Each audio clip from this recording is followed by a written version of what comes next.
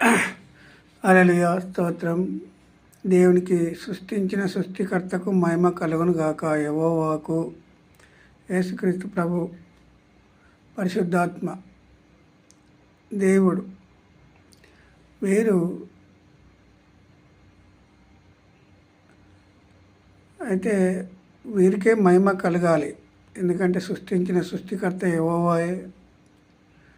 శరీరధారిగా 33.5 సంవత్సరంలో ఈ లోకంలో ఉన్నాడు యేసుక్రీస్తు ప్రభు.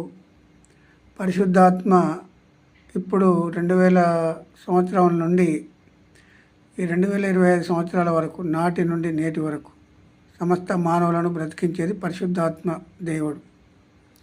పరిశుద్ధాత్మ మన ఆత్మకు తోడై ఉంటేనే ప్రతి మానవుడు బ్రతుకుతాడు.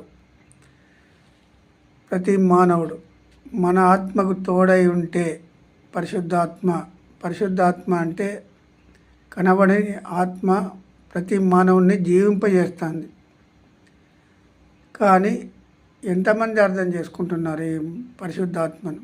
మనకు కనబడని ఆత్మ, ఒక ఆత్మ ప్రతి మానవుని, సమస్త మానవులకు ఊపిరి దయచేసేది పరిశుద్ధాత్మ. జీవం గల దేవుడను కనుక మీరు జీవంతో బ్రతుకుతున్నారు అని బైబిల్లో చెప్పబడ్డ మాటలు. నేను జీవం గల దేవుడను, మిమ్ములను జీవంతో బ్రతికిస్తున్నాను. ప్రతి మానవుణ్ణి, హిందూ, ముస్లిం, జైనులు, క్రైస్తవులని ఎక్కడా లేదు. సమస్త మానవులను బ్రతికించేది పరిశుద్ధాత్మ.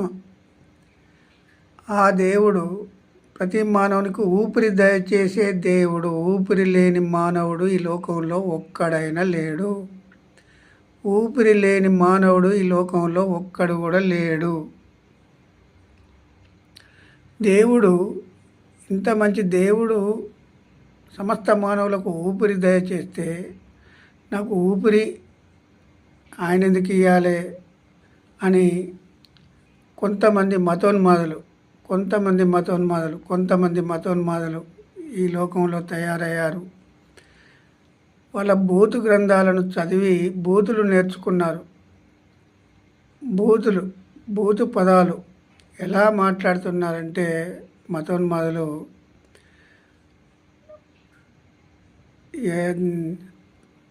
ఇప్పుడు మరియమ్మను తిడతారు, యేసుక్రీస్తు ప్రభువును తిడతారు. 2000 సంవత్సరాల కింద మాట ఇది. 2000 సంవత్సరాల కింద వీళ్ళందరూ ఎక్కడ ఉన్నారు? ఈ మతోన్మాదులందరూ ఎక్కడ ఉన్నారు ప్రశ్నిస్తున్నాను. ఈ మత